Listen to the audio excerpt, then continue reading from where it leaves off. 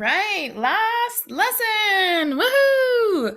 11.7 volumes of revolution. So, we are going to take our two-dimensional objects and build a 3D object.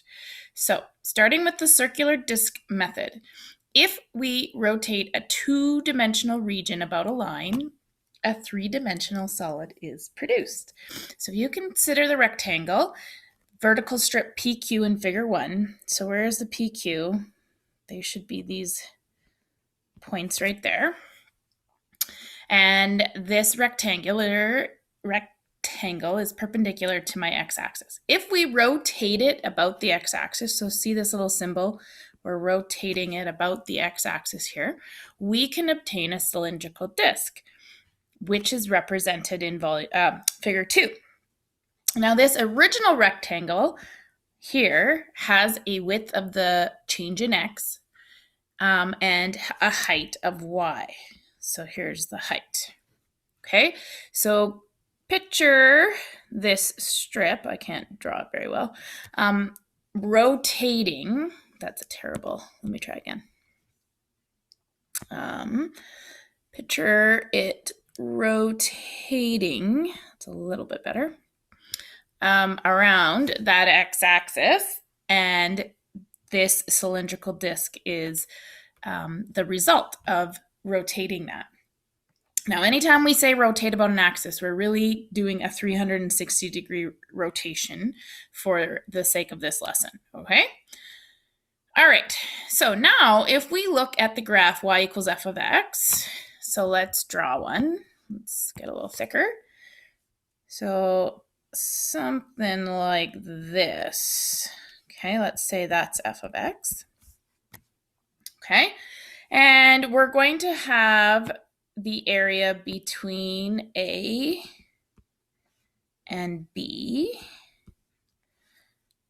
which would be this area right here. Okay, that would give us a two-dimensional plane, that area.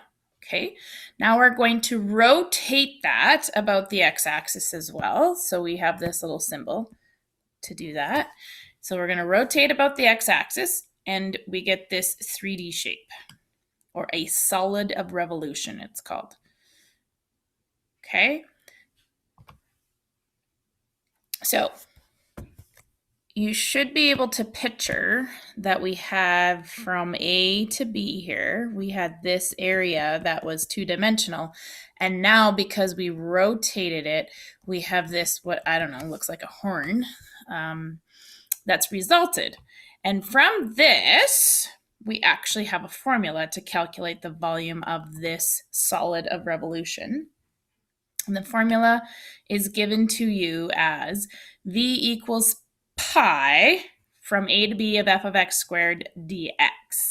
Now, where does this come from in terms of the sums of volumes of all the disks between A and B?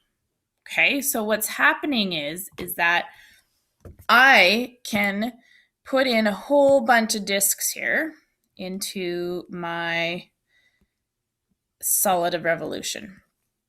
And the skinnier I make my disks, the more disks I have, the more accurate my volume is, okay? So let's say we pull out one of these disks, and I've pulled it out here to the right, okay? How do we calculate the volume of a cylinder? So let's think about that. How do we calculate the volume of a single cylinder? So that is equal to pi r squared h. Okay, now let's think about that within our diagram. If this is my disk, where is the radius? Okay, so the radius, as you can see, is y. All right, from this diagram, they've labeled it right there for us. Okay, so if you think about that, that's also the radius. Y is the same as f of x. So that is representing the radius of my disk. So I could rewrite this as pi times f of x squared. And then what about the height of the disk? So the height actually comes from this change in x. That's actually the height. Picture your disk going this way for those of us who like to see height going vertically. Okay, so there's your height. So height is the change in x. And then if we think about the fact that we're going to, in order to calculate the volume of this horn from A to B, from A to B, right? Then we would need to sum up all of those cylinders that we've drawn between A and B. That's what we would do. Okay, so the sum of all of the disks, of all n cylindrical disks. I know this is extra and you don't really have room to write all of this. Don't worry about it. This is just thinking about where the formula comes from. And I'm just trying to give you all the pieces. So then we have our sum formula from I equals 1 to n. Remember, I represented the ith rectangle when we were doing it for area under a curve and we put in a bunch of rectangles. Now it's going to represent the ith cylinder, the cylindrical disk as we go through. So we would have that we're going to add up all of these, f of x squared, change in x. Okay, so the right hand endpoint, this I, we could put in, we could even have this as I, right? Where we could go back to our rectangle knowledge to know that that would come from this little formula, but that's kind of not really necessary for what we're going to do today. And then in order to then get the most accurate volume, we would then take the limit of that as n goes to infinity, meaning the larger amount of cylinder disks that I have, the narrower it's going to get, and the closer I will get to my actual answer of the volume. So we have this. And we know from chapter 10, then we could just change that to an integration formula because this comes from the fundamental theorem of calculus, so that's where this formula that was at the end of your first page actually comes from.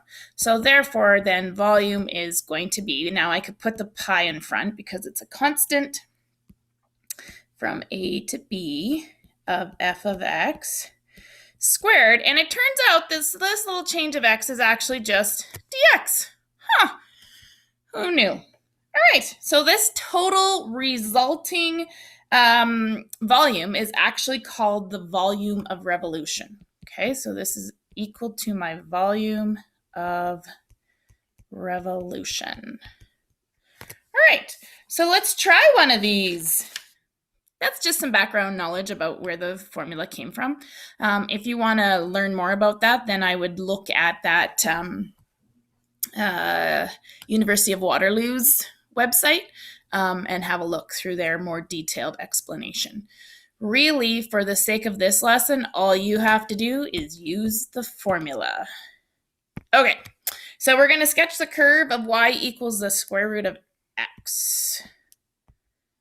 Okay. So from 30-1, that is Joe Radical, horizontally translated 3 units to the right, looks like this. And that would be a 3. Okay, we're going to find the volume of the paraboloid generated when the region under the curve is rotated. So some of this takes some, looking at. So we're going to rotate, imagination I meant. Okay, we're going to rotate this about the x-axis, and it's a good idea to show that rotating symbol because we can actually rotate about the y-axis too. And we're going to do that between, let's make this a little longer, 3 and 12. All right. Okay, so then let's say 12 is here, and we're going to rotate that about, and what you're going to see is that this parabola, as it rotates, is going to come along here. And then we'll have this piece here, kind of like this. And there we go. We would have this kind of paraboloid. That's what it's called. So this is my solid revolution, is what it is. Okay. All right. There's my picture. Now I'm just going to use my formula. My formula says that the volume is equal to pi times from A is 3 to B is 12 of my function. Okay, what was my function? The root of x minus 3 squared dx. And then before I integrate, I'm just going to take the square of that because that's easier. So what is root x minus 3 squared is just x minus 3. And then we can integrate that. And that would be equal to 1/2 x squared minus 3x. And then we will evaluate that from 3 to 12.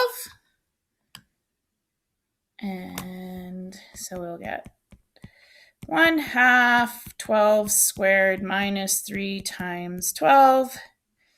And then we're going to subtract that from 1/2 3 squared minus 3 times 12.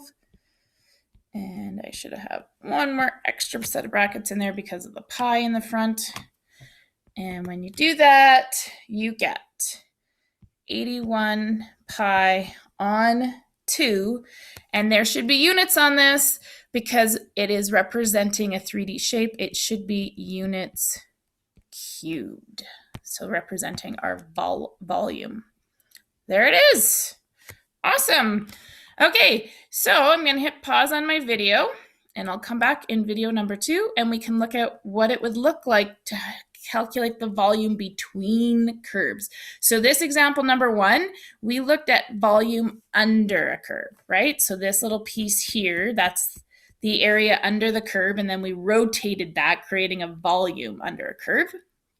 So what happens if we're going to look at it when we're trying to do it between curves? All right, I'll be back in a moment.